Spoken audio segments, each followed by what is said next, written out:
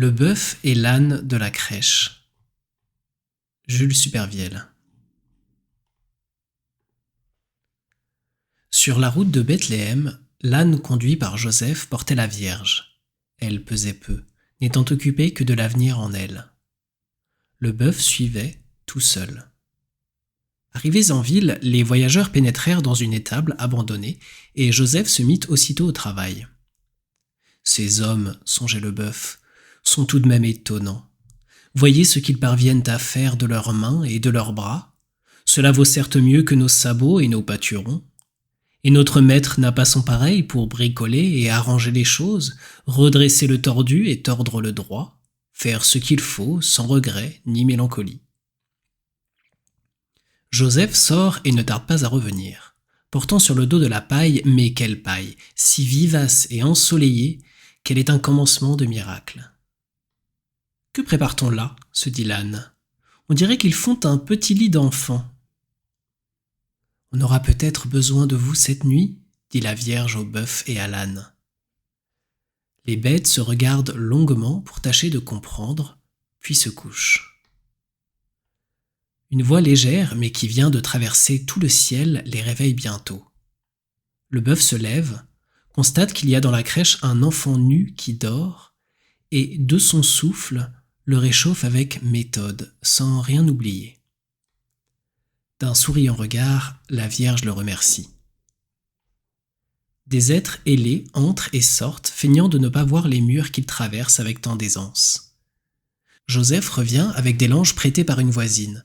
« C'est merveilleux !» dit-il de sa voix de charpentier, un peu forte en la circonstance. « Il est minuit et c'est le jour, et il y a 3 soleils au lieu d'1, mais ils cherchent à se joindre. » À l'aube, le bœuf se lève, pose ses sabots avec précaution, craignant de réveiller l'enfant, d'écraser une fleur céleste ou de faire du mal à un ange. Comme tout est devenu merveilleusement difficile. Des voisins viennent voir Jésus et la Vierge. Ce sont de pauvres gens qui n'ont à offrir que leur visage radieux. Puis il en vient d'autres qui apportent des noix, un flageolet. Le bœuf et l'âne s'écartent un peu pour leur livrer passage, et se demandent quelle impression ils vont faire eux-mêmes à l'enfant qui ne les a pas encore vus. Il vient de se réveiller. « Nous ne sommes pas des monstres, dit l'âne.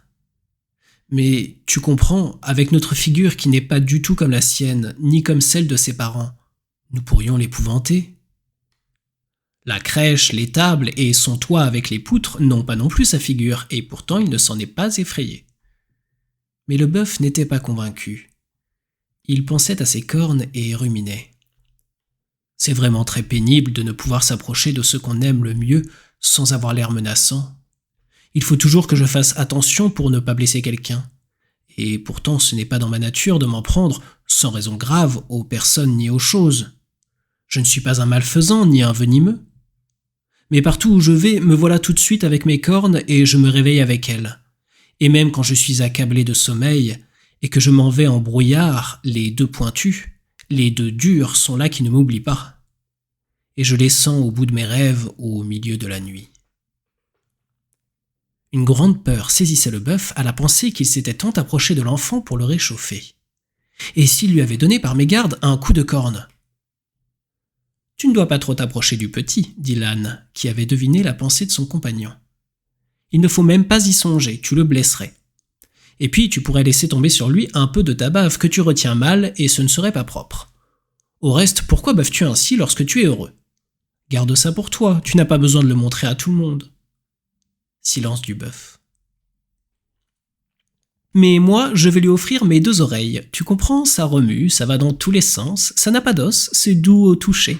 Ça fait peur et ça rassure tout à la fois. C'est juste ce qu'il faut pour amuser un enfant, et c'est instructif à son âge. » « Oui, je comprends. Je n'ai jamais dit le contraire, je ne suis pas stupide. » Mais comme l'âne avait l'air vraiment trop content, le bœuf ajouta.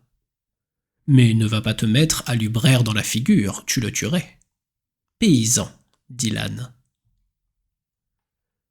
L'âne se tient à gauche de la crèche, le bœuf à droite, place qu'ils occupaient au moment de la nativité et que le bœuf, parmi un certain protocole, affectionne particulièrement.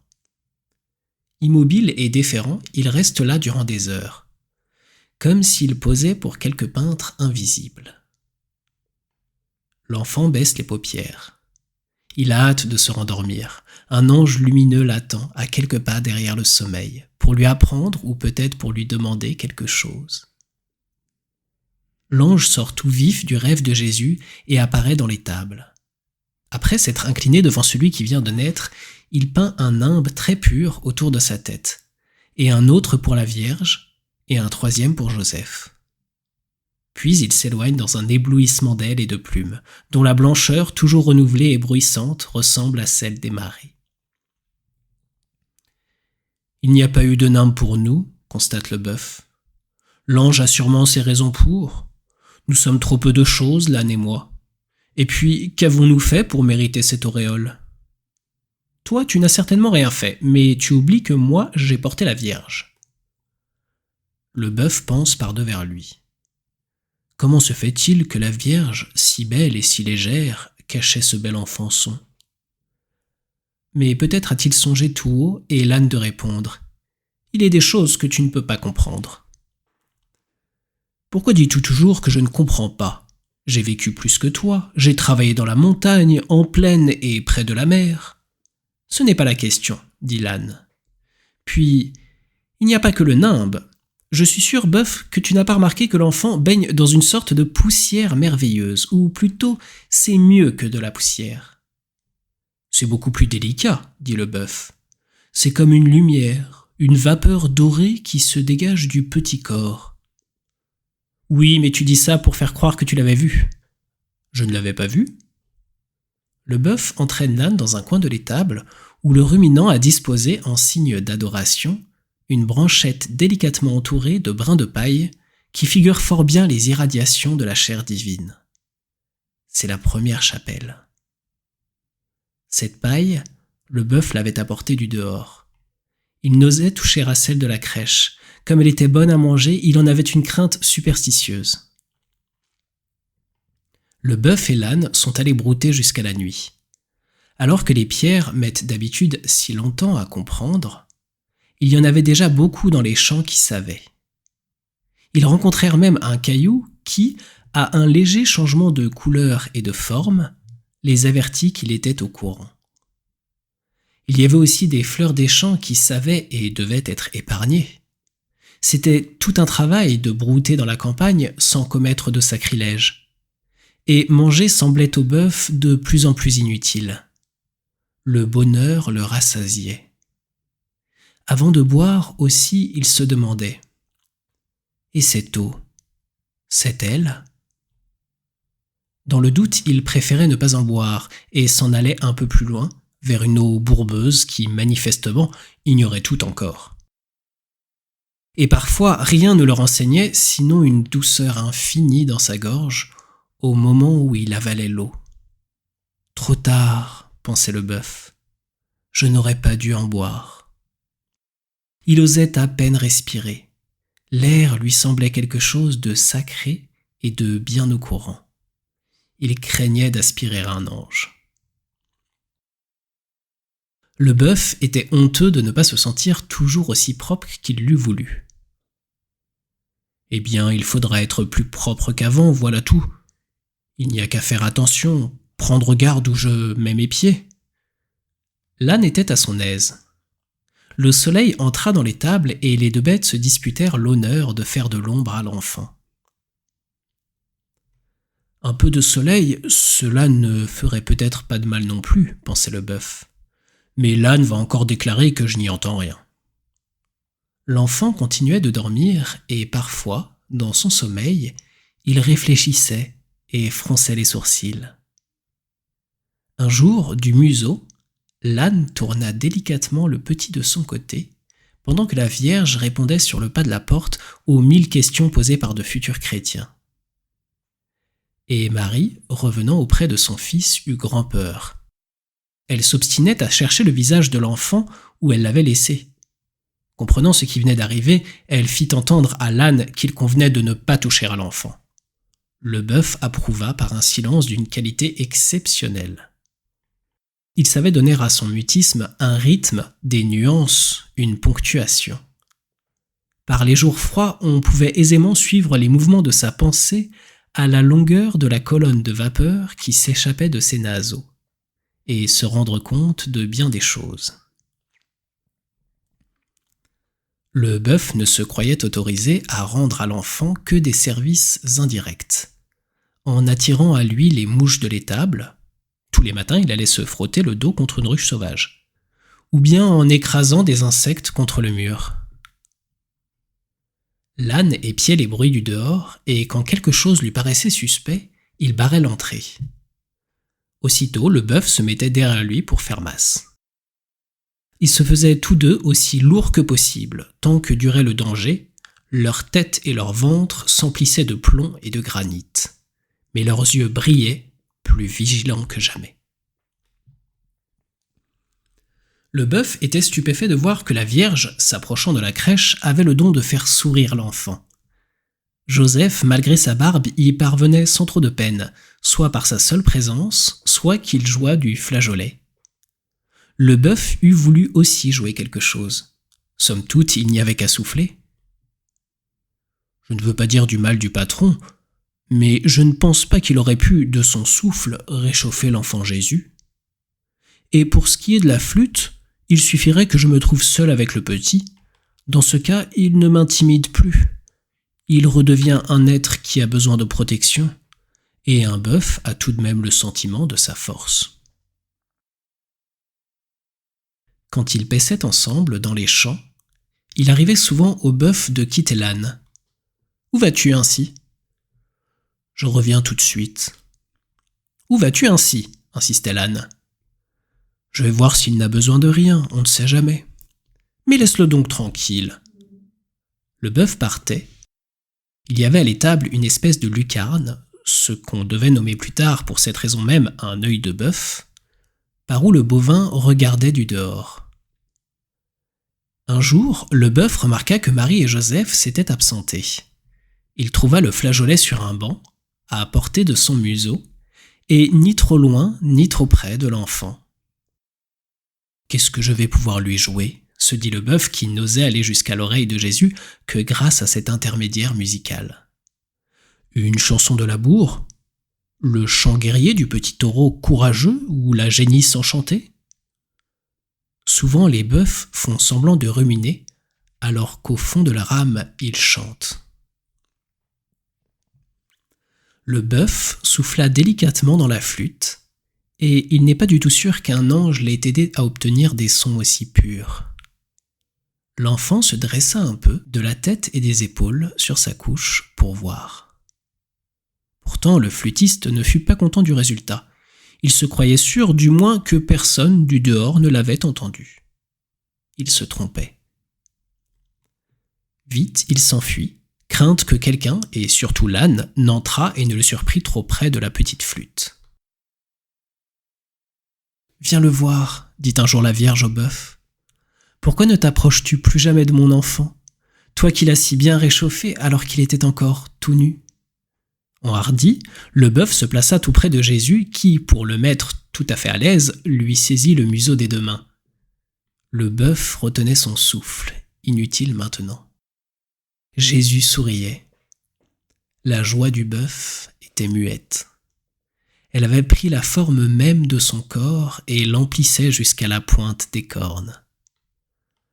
L'enfant regardait l'âne et le bœuf tour à tour.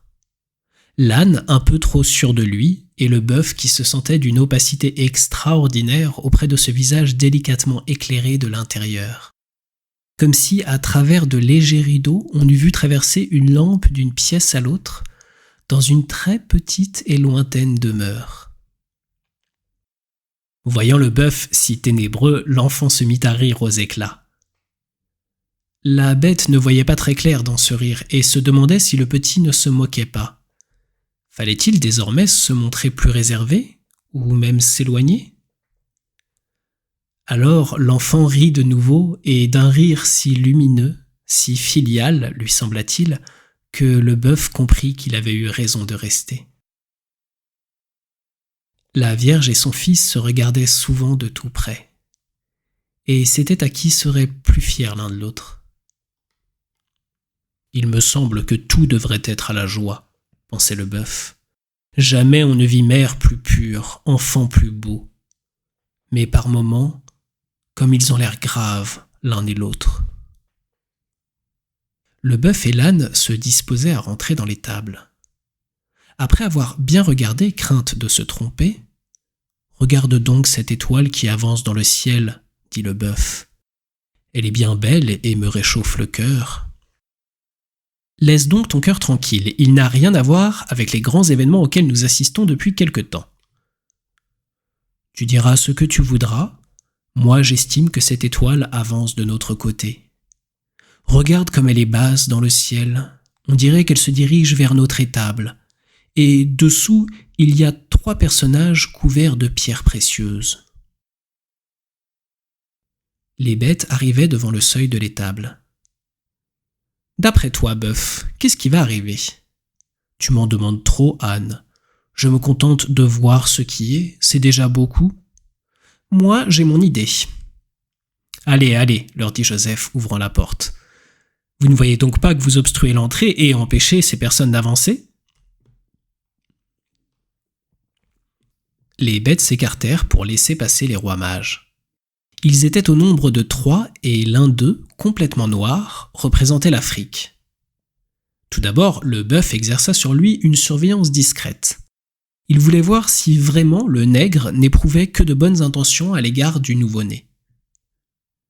Quand le visage du noir, qui devait être un peu myope, se fut penché pour voir Jésus de tout près, il refléta, poli et lustré comme un miroir, l'image de l'enfant, et avec tant de déférence, un si grand oubli de soi, que le cœur du bœuf en fut traversé de douceur. « C'est quelqu'un de très bien, pensa-t-il. Jamais les 2 autres n'auraient pu faire ça. » Il ajouta au bout de quelques instants.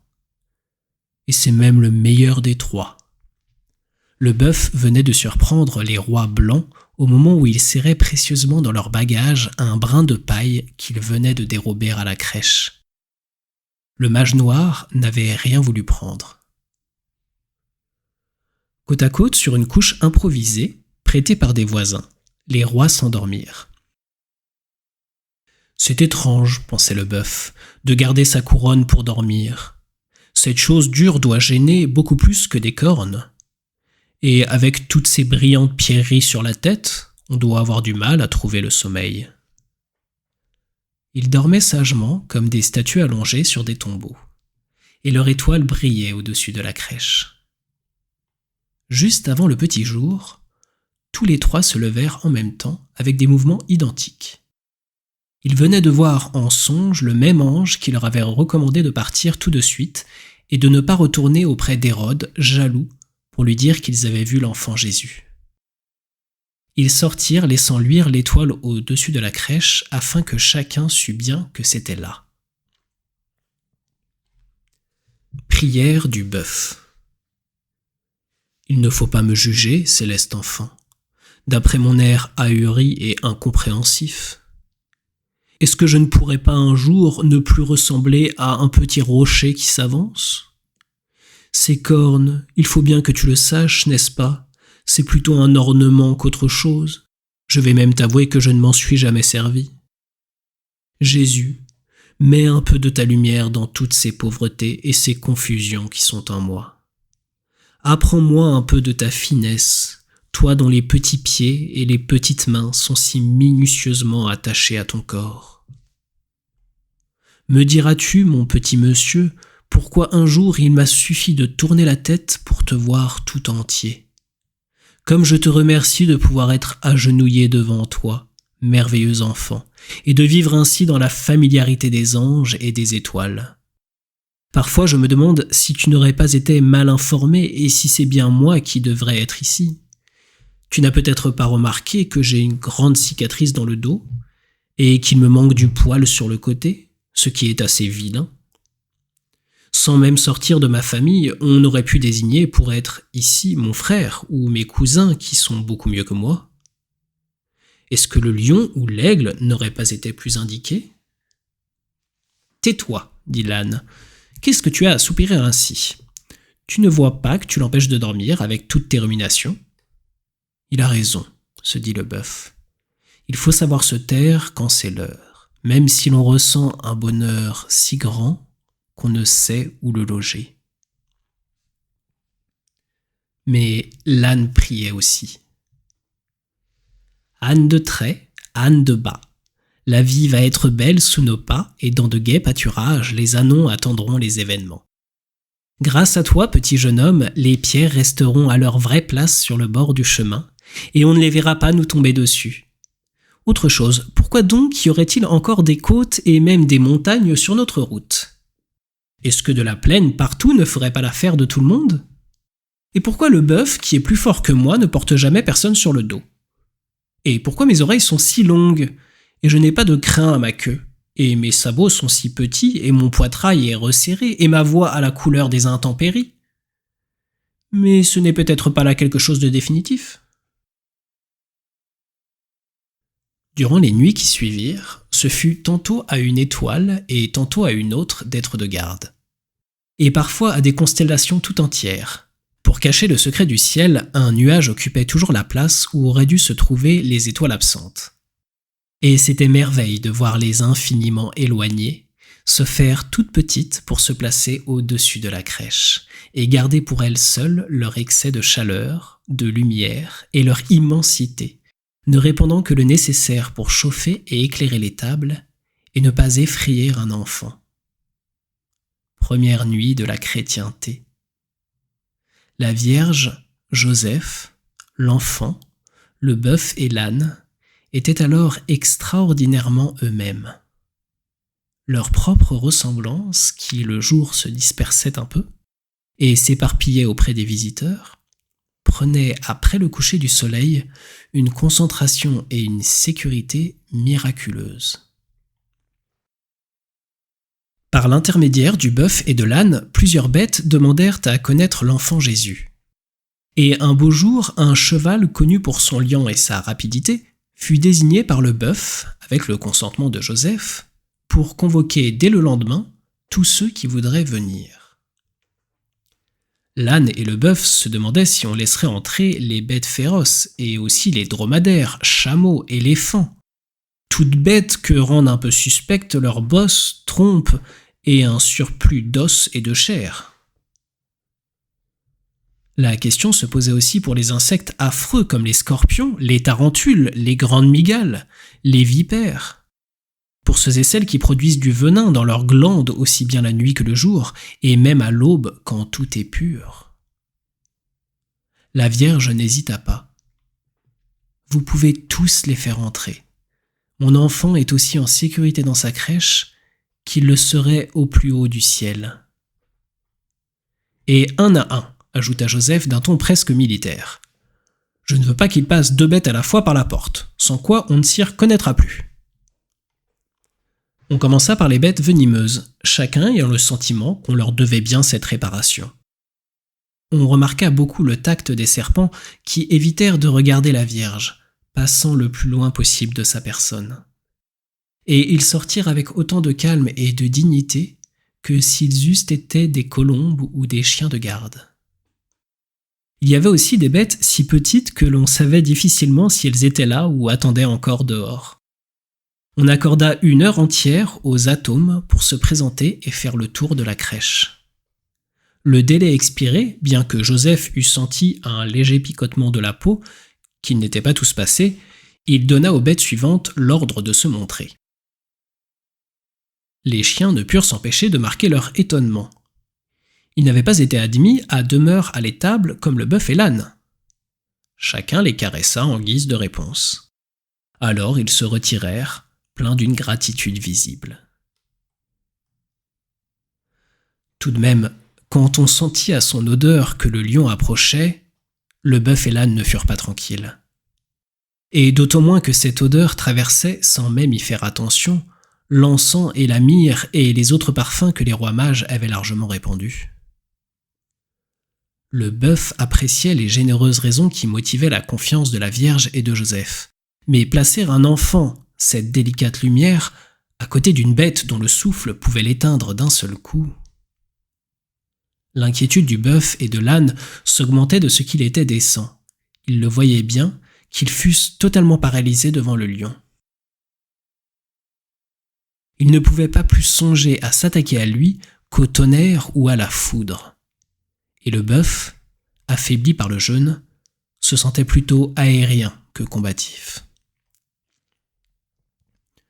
Le lion entra avec sa toison, que n'avait jamais peignée que le vent du désert, et des yeux mélancoliques qui disaient « Je suis le lion.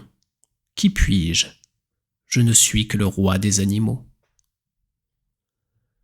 On voyait que sa grande préoccupation consistait à prendre le moins de place possible dans les tables et que ce n'était pas facile à respirer sans rien déranger autour de lui, à oublier ses griffes rétractiles et ses maxillaires mus par des muscles très puissants.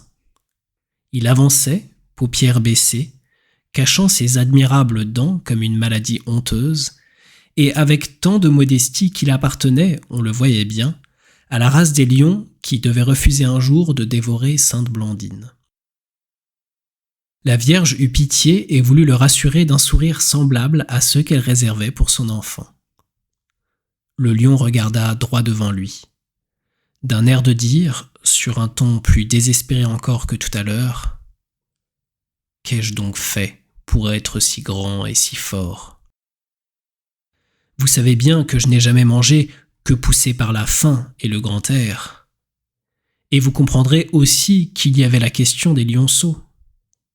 Nous avons tous plus ou moins essayé d'être herbivores, mais l'herbe n'est pas faite pour nous, ça ne passe pas. » Alors son énorme tête, comme une explosion de crins et de poils, s'inclina et se posa tristement sur le sol dur, et le pinceau terminal de sa queue sembla aussi accablé que sa tête, au milieu d'un grand silence qui fit peine à chacun. Quand ce fut le tour du tigre, il s'écrasa par terre jusqu'à devenir, à force de mortification et d'austérité, une véritable descente de lit, au pied de la crèche. Puis, en quelques secondes, il se reconstitua tout entier, avec une rigueur et une élasticité incroyables, et sortit sans rien ajouter. La girafe montra un bon moment ses pattes dans l'embrasure de la porte, et on fut unanime à considérer que ça comptait, comme si elle avait fait le tour de la crèche. Il en fut de même pour l'éléphant. Il se contenta de s'agenouiller devant le seuil et de faire de sa trompe une espèce de mouvement d'encensoir qui fut fort goûté de tous.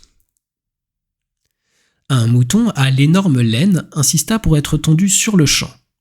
On lui laissa sa toison tout en le remerciant. La mère kangourou voulut à toute force donner à Jésus un de ses petits, prétextant qu'elle faisait ce cadeau de tout son cœur, que ça ne la privait pas, qu'elle avait d'autres petits kangourous à la maison. Mais Joseph ne l'entendait pas ainsi, et elle dut remporter son enfant. L'autruche fut plus heureuse. Elle profita d'un moment d'inattention pour pondre son œuf dans un coin et s'en aller sans bruit. Souvenir qu'on n'aperçut que le lendemain matin. L'âne le découvrit. Il n'avait jamais rien vu de si gros ni de si dur, en fait d'œuf, et crut à un miracle. Joseph le détrompa de son mieux, il en fit une omelette. Les poissons, n'ayant pu se montrer en raison de leur lamentable respiration hors de l'eau, avaient délégué une mouette pour les remplacer. Les oiseaux s'en allaient, laissant leurs chants, les pigeons leurs amours, les singes leur gaminerie, les chats leurs regards, les tourterelles la douceur de leur gorge. Et ils eussent voulu se présenter aussi, les animaux qui ne sont pas encore découverts et attendent un nom au sein de la terre ou de la mer, dans des profondeurs telles que c'est toujours pour eux une nuit sans étoiles ni lune, ni changement de saison. On sentait battre dans l'air l'âme de ceux qui n'avaient pu venir ou étaient en retard. D'autres qui, habitant au bout du monde, s'étaient tout de même mis en route sur leurs pattes d'insectes, si petits qu'ils n'auraient pu faire qu'1 mètre en 1 heure et dont la vie était si courte qu'ils ne pouvaient aspirer à dépasser 50 centimètres. Et encore avec beaucoup de chance. Il y eut des miracles. La tortue se dépêcha. L'iguane modéra son allure. L'hippopotame fut gracieux dans ses génuflexions. Les perroquets gardèrent le silence. Un peu avant le coucher du soleil, un incident peina tout le monde. Joseph, fatigué d'avoir dirigé le défilé toute la journée, sans prendre la moindre nourriture, écrasa du pied une mauvaise araignée dans un moment de distraction, oubliant qu'elle venait apporter ses hommages à l'enfant. Et le visage bouleversé du saint consterna tout le monde pendant un bon moment. Certaines bêtes, dont on aurait attendu plus de discrétion, s'attardaient dans l'étable. Le bœuf dut éloigner la fouine, l'écureuil, le blaireau qui ne voulait pas sortir. Quelques papillons crépusculaires demeuraient qui profitèrent de leur couleur semblable à celle des poutres de la toiture pour passer toute la nuit au-dessus de la crèche. Mais le premier rayon de soleil les décela le lendemain et comme Joseph ne voulait favoriser personne, il les chassa immédiatement. Des mouches, invitées aussi à se retirer, laissèrent entendre par leur mauvaise volonté à s'en aller qu'elles avaient toujours été là, et Joseph ne sut que leur dire. Les apparitions surnaturelles au milieu desquelles vivait le bœuf lui coupaient souvent la respiration. Ayant pris l'habitude de retenir son souffle à la manière des ascètes de l'Asie, il devint lui aussi visionnaire, et bien que moins à l'aise dans la grandeur que dans l'humilité, il connut de véritables extases. Mais un scrupule le guidait et l'empêchait d'imaginer des anges ou des saints. Il ne les voyait que si réellement ils se trouvaient dans le voisinage. « Pauvre de moi », pensait le bovin, effrayé de ces apparitions qui lui semblaient suspectes. « Pauvre de moi qui ne suis qu'une bête de somme, ou peut-être même le démon. Pourquoi ai-je des cornes comme lui? Moi qui n'ai jamais fait le mal. Et si je n'étais qu'un sorcier ?» Joseph ne fut pas sans remarquer les inquiétudes du bœuf qui maigrissait à vue d'œil. « Va donc manger dehors » s'écria-t-il. « Tu es là toute la journée, fourré dans nos jambes. Tu n'auras bientôt plus que la peau sur les os. » L'âne et le bœuf sortirent. « C'est vrai que tu es maigre, » dit l'âne. « Tes os sont devenus si pointus qu'il va te sortir des cornes sur tout le corps. Ne me parle pas de cornes. » Et le bœuf se dit à lui-même. Il a raison, oui. Il faut vivre. Tiens, prends donc cette belle touffe de verre. Et cette autre? Tu t'imagines donc qu'elle est vénéneuse? Non, je n'ai pas faim. Qu'il est beau cet enfant tout de même. Et ces grandes figures qui entrent et qui sortent, et respirent par leurs ailes toujours battantes. Tout ce beau monde céleste qui pénètre sans se salir dans notre simple étable. Allons, mange donc, bœuf, ne t'occupe pas de ça. Et puis, il ne faut pas te laisser réveiller par le bonheur qui vient te tirer les oreilles au milieu de la nuit, ni rester si longtemps auprès de la crèche sur un seul genou pour que ça te fasse mal. Ton cuir de bœuf est tout usé à la jointure de l'os. Encore un petit moment, et les mouches vont s'y mettre. Une nuit, ce fut à la constellation du Taureau d'être de garde au-dessus de la crèche, sur un pan de ciel noir. L'œil rouge d'Aldébaran luisait magnifique et enflammé, tout proche. Et les cornes, les flancs taurins s'ornaient d'énormes pierreries. Le bœuf était fier de voir l'enfant si bien gardé. Tous dormaient paisiblement, l'âne les oreilles baissées et confiantes. Mais le bœuf, bien que fortifié par la surnaturelle présence de cette constellation parente et amie, se sentait plein de faiblesse. Il songeait à ses sacrifices pour l'enfant, à ses veilles inutiles, à sa protection dérisoire. « Est-ce que la constellation du Taureau m'a vu ?» pensait-il. « Ce gros œil rouge étoilé qui brille à faire peur. Sait-il que je suis là ?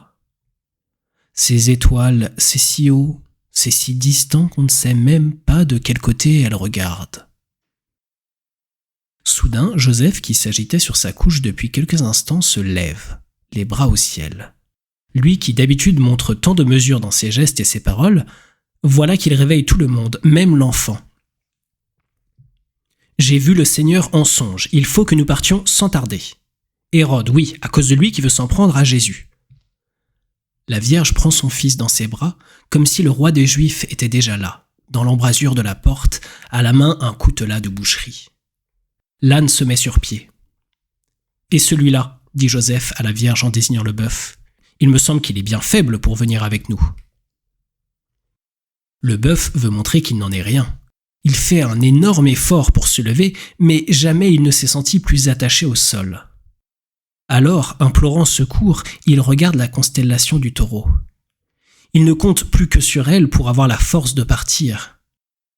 Le céleste bovin ne bronche pas, l'œil toujours aussi rouge et enflammé, et toujours de profil par rapport au bœuf. « Voilà plusieurs jours qu'il ne mange pas, » dit la Vierge à Joseph. « Oh, je comprends bien qu'ils vont me laisser ici, » songe le bœuf. « C'était trop beau, cela ne pouvait durer. Au reste, je n'aurais été sur les routes qu'un spectre osseux et retardataire. Toutes mes côtes en ont assez de ma peau et ne demandent plus qu'à prendre leurs aises sous le ciel. » L'âne s'approche du bœuf, frotte son museau contre celui du ruminant pour lui faire savoir que la Vierge vient de le recommander à une voisine et qu'il ne manquera de rien après leur départ. Mais le bœuf, paupières mi-closes, semble absolument écrasé. La Vierge le caresse et s'écrie. « Mais nous ne partons pas en voyage, bien entendu. C'était simplement pour te faire peur. »« Cela va sans dire, nous revenons tout de suite, » ajoute Joseph. « On ne s'en va pas ainsi, au loin, au milieu de la nuit. »« La nuit est très belle, » reprend la Vierge, « et nous en profiterons pour faire prendre l'air à l'enfant. Il est un peu pâlot ces jours-ci. »« C'est parfaitement vrai, » dit le saint homme. C'est le pieux mensonge. Le bœuf le comprend et, ne voulant pas gêner les partants dans leurs préparatifs, il feint de tomber dans un profond sommeil. C'est sa façon de mentir. « Il s'est endormi, » dit la Vierge. « Mettons tout près de lui la paille de la crèche pour qu'il n'ait besoin de rien quand il se réveillera. Laissons-lui le flageolet à portée de son souffle, poursuit-elle tout bas. Il aime bien en jouer quand il est seul. » Ils se disposent à partir, la porte de l'étable crisse. « J'aurais dû l'huiler, » pense Joseph, qui craint de réveiller le bœuf. Mais celui-ci fait toujours semblant de dormir. La porte est refermée avec soin. Tandis que l'âne de la crèche devient peu à peu celui de la fuite en Égypte, le bœuf reste les yeux fixés sur cette paille où tout à l'heure encore reposait l'enfant Jésus. Il sait bien que jamais il n'y touchera, non plus qu'au flageolet. La constellation du Taureau, d'un bond, regagne le zénith et d'un seul coup de corne se fixe au ciel, à la place qu'elle ne devait plus jamais quitter.